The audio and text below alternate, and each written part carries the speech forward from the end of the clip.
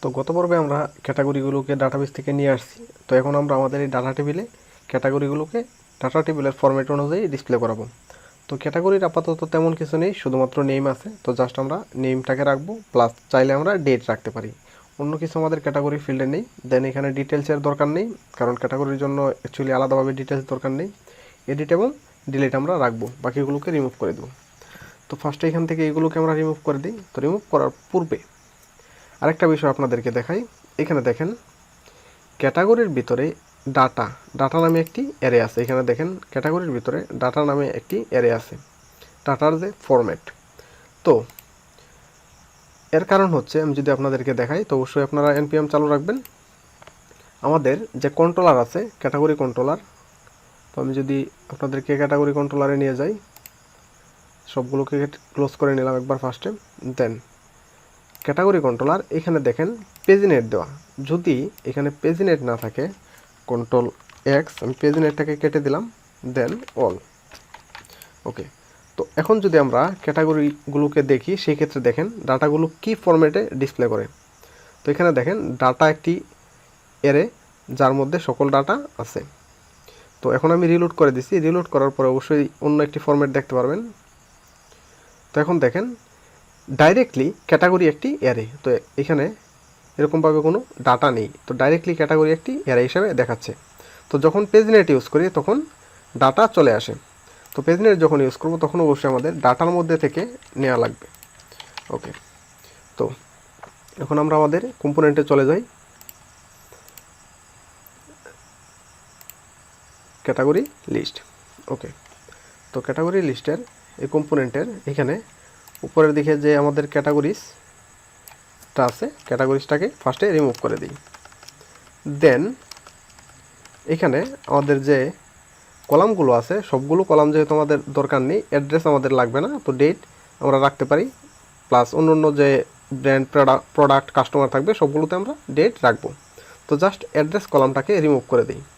তো আমি যদি একটু নিচের দিকে দেখি, এখানে দেখেন কলাম অ্যাড্রেস, তো এই অ্যাড্রেস কলামটাকে জাস্ট এখান থেকে রিমুভ করে দিই।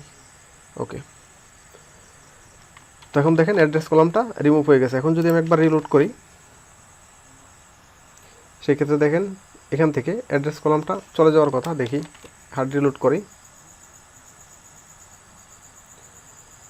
হ্যাঁ, দেখেন অ্যাড্রেস কলামটা আমাদের চলে গেছে। তো ওকে, তো অ্যাড্রেস কলামটা চলে যাওয়ার সাথে সাথে আমি কন্ট্রোল জেড দিই। তো এখানে দেখেন আরেকটি বিষয়, একবার হার্ড রিলোড করি।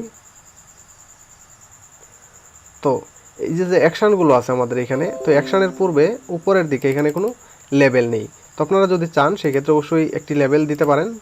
তা হচ্ছে এই যে এখানে দেখেন ইএল টেবিল কলাম, কলামের মধ্যে সবার লাস্টে label, LABL, label equal to action. Okay, এখন যদি আমি রিলোড করি, সেই ক্ষেত্রে দেখবেন এই অ্যাকশানগুলোর উপরে অ্যাকশান নামে একটি টেক্সট চলে আসছে। এখানে দেখেন অ্যাকশান চলে আসছে। ওকে, তো আমরা এর সাথে যেহেতু মাল্টিপল, একটি এস দিয়ে দিই। দেন এখানেই অ্যাড্রেস কলামটাকে রিমুভ করে দিই। ওকে, অ্যাড্রেস কলামটাকে আমরা রিমুভ করে দিয়েছি। তো এখন একবার রিলোড করি। এখন দেখেন চলে আসছে। তো এখানে আমাদের নেম আসবে ডাটাবেস থেকে। ডাটাবেস থেকে নেম আসার জন্য এই ডাটাগুলো অ্যাকচুয়ালি কই থেকে আসতেছে, এখানে দেখেন টেবিল ডাটা, ডাটার মধ্যে data equal to table data.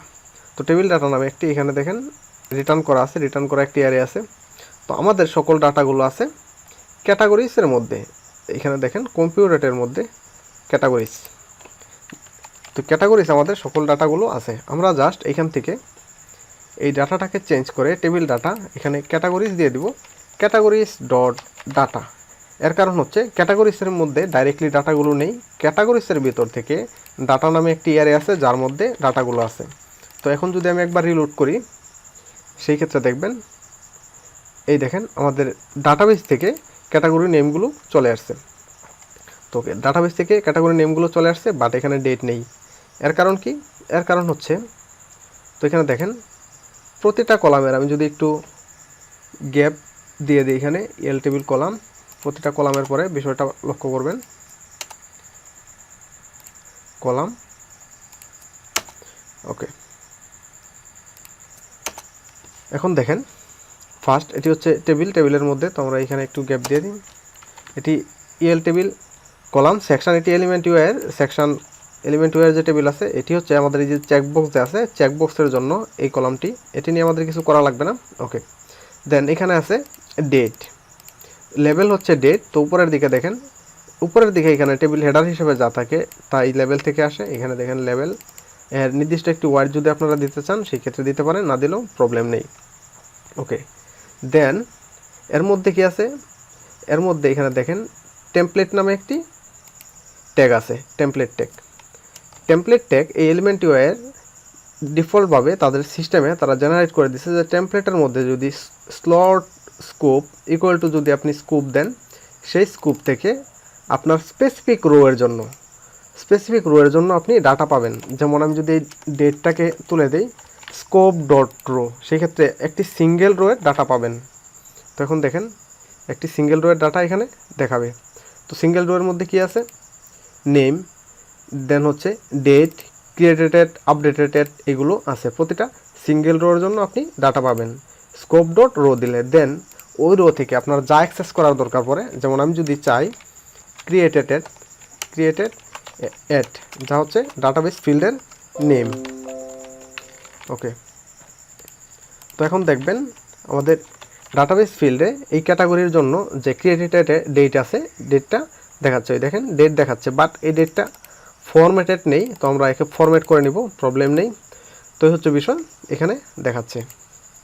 তো এই জন্য টেমপ্লেট ট্যাগ ইউজ করা হয়, যাতে আপনি কাস্টমাইজ অর্থাৎ নিজের কোনো কিছু ইউজ করতে পারেন। যদি আপনি টেমপ্লেট ইউজ করতে না চান সেই ক্ষেত্রেও আরেকটি ইজি ওয়ে আছে। তো ইজি ওয়ে হচ্ছে নিচের দিকে দেখেন এখানে প্রপার্টি ইকুয়াল টু নেম। তো আমি যদি এই টেমপ্লেট ট্যাগটাকে কমেন্ট করে এখানে যদি প্রপার্টি দেই, প্রপার্টি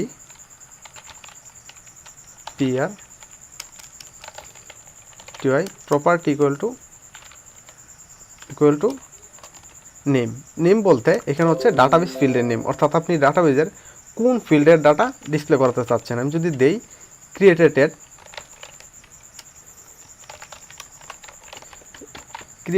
সেই ক্ষেত্রে ক্রিয়েটেড ডাটাবেসের ভিতরে ক্রিয়েটেড যে ফিল্ড আছে সেই ফিল্ডের ডাটা এখানে দেখাবে। এই দেখেন সেম বিষয়টা সেম, কিন্তু এখানে প্রবলেমটা কি, প্রবলেমটা হচ্ছে এই ডেট, এখন এই ডেটটাকে আমাদের ফরম্যাট করা লাগবে, বা আমাদের আপার কেস লোয়ার কেস বা এরকম কোনো কিছু যদি মডিফাই দরকার পড়ে, তো সেই ক্ষেত্রে আমরা এই টেমপ্লেটে slot scope equal to scope use করি, যাতে এর মধ্যে আমরা কাস্টমাইজ ডাটা প্রিন্ট করতে পারি। তো এই হচ্ছে বিষয়, যার জন্য টেমপ্লেট ইউজ করা লাগে। আদারওয়াইজ যদি আপনার কোনো ফিল্ড এমন থাকে কাস্টমাইজ করার দরকার নেই, যেমন এই যে নেম, প্রপার্টিতে আপনি জাস্ট ডাটাবেস ফিল্ডের নেম দিয়ে দিচ্ছেন, আপনার ডিসপ্লে করতেছে। তো এখন জাস্ট একে আমি ওকে ক্রিয়েটেড, তো আমরা ডেটটাকে ফিল্টারিং করে নেব। তো তার পূর্বে আমরা কিছু কাজ করে নিই। হ্যাঁ দেখেন আমাদের ক্যাটাগরিগুলো ডিসপ্লে হয়ে গেছে।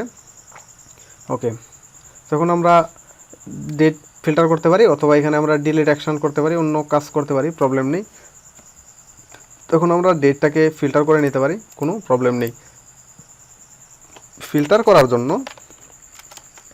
শুধুমাত্র ডেট ফিল্টার না, যে কোনো কিছুকে ফিল্টারিং করার জন্য ভিউ ফিল্টার, আমি যদি আপনাদেরকে ভিউয়ের সাইড থেকে ভিউ ফিল্টার দেখাই, দেখেন এখানে দেখেন ফিল্টার। তো এই বিষয়টা একটু লক্ষ্য করেন, এখানে ভিউ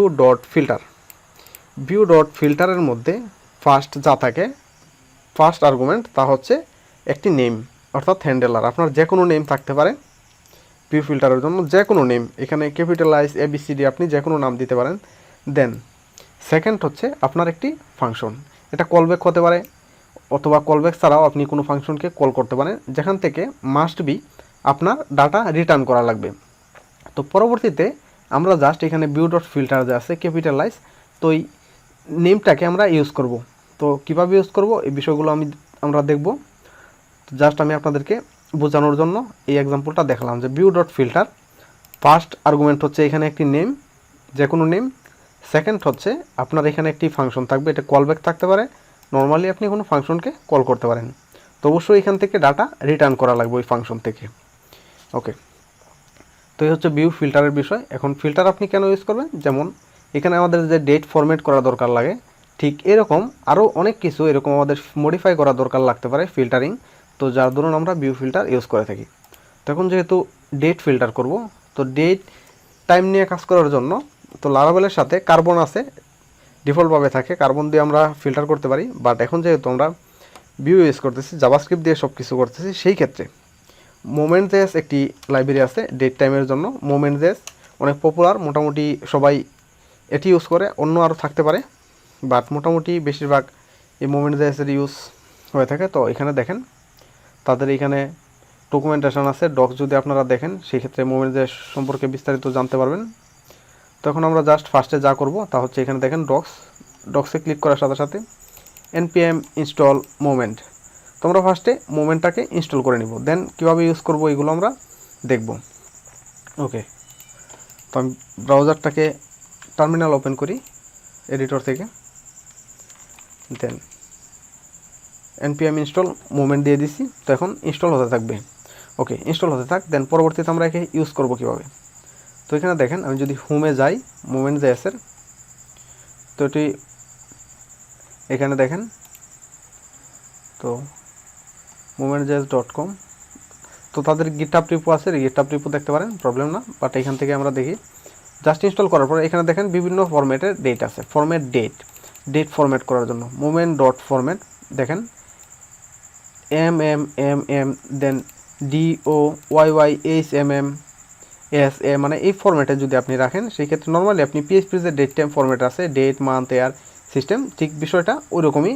এখানে দেখেন প্রতিটা এক্সাম্পলের সাইটে যার ফরম্যাটটা কীরকম হবে এখানে দেখেন ডান পাশে দেয়া আছে।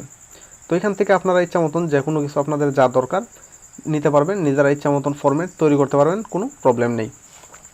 তো ওকে, দেখি আমাদের ইনস্টল হয়ে গেছে কিনা। হ্যাঁ, এখন আমাদের ইনস্টল হয়ে গেছে। তো আমাদের ডেট ফরম্যাট শুধুমাত্র এই ক্যাটাগরি লিস্টে না, ফ্রন্ট এন্ডেও লাগতে পারে, আর অন্য অন্য অনেক কম্পোনেন্টে লাগতে পারে। তো আমরা যা করব, আমাদের রিসোর্সের ভিতরে কমনের মধ্যে একটি এখানে দেখেন আমাদের লাইব্রেরি আছে, তো লাইব্রেরিতেও এখানে আমরা এই কাজটা করতে পারি, বাট এখানে আপাতত করব না। আমরা যা করব তা হচ্ছে কমনের মধ্যে filter.js নামে একটি ফাইল তৈরি করি,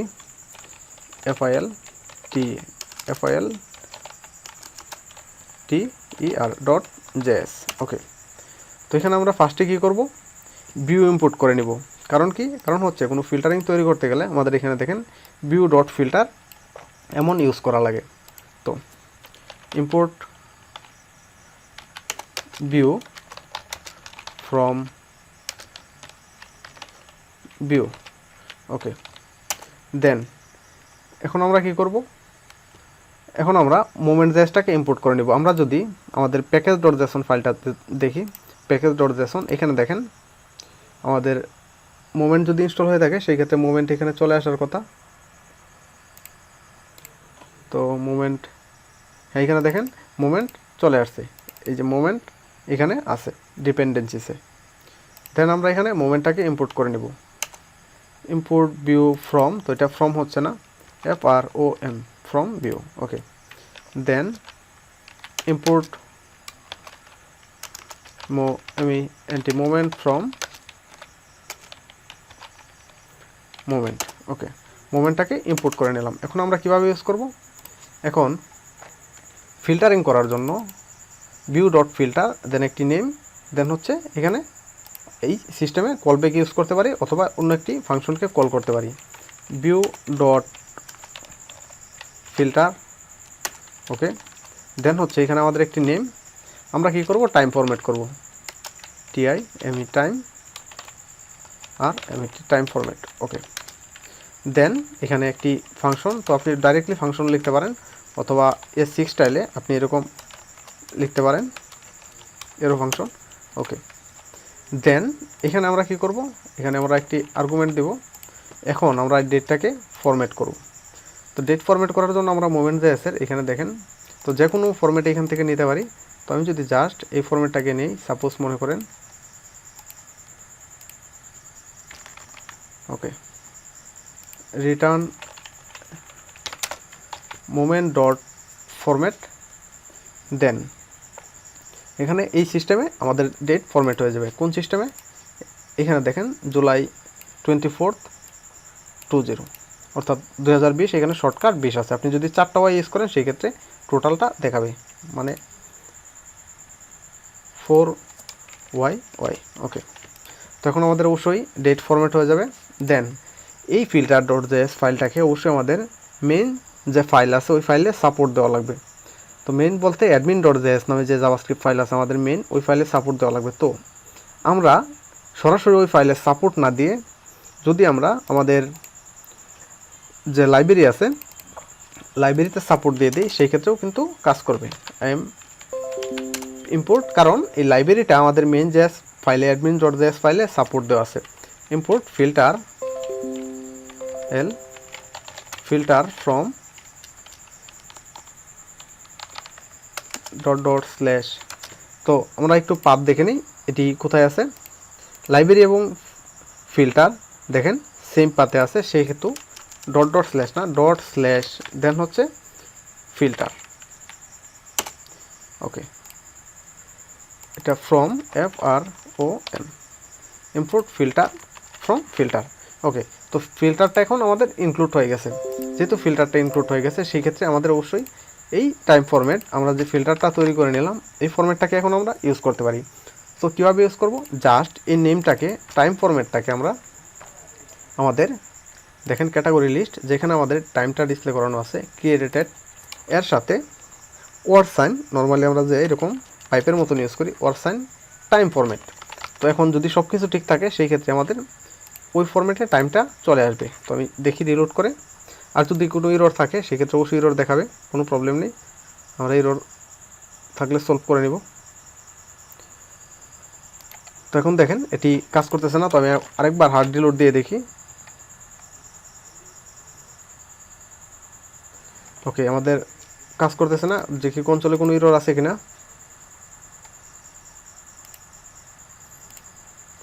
কনসোলে কোনো ইরর নেই, বাট এখানে কাজ করতেছে না। তো আমরা একটু দেখি কোনো দিকে কোনো প্রবলেম আছে কিনা। যদি কনসোলে ইরর না থাকে সেক্ষেত্রে আমাদের ইনক্লুড করতে বা কোনো দিকে কোনো ছোটোখাটো প্রবলেম আছে। অ্যাকচুয়ালি মেইন ভুলটা হচ্ছে এখানে দেখেন আমাদের ক্রিয়েটেড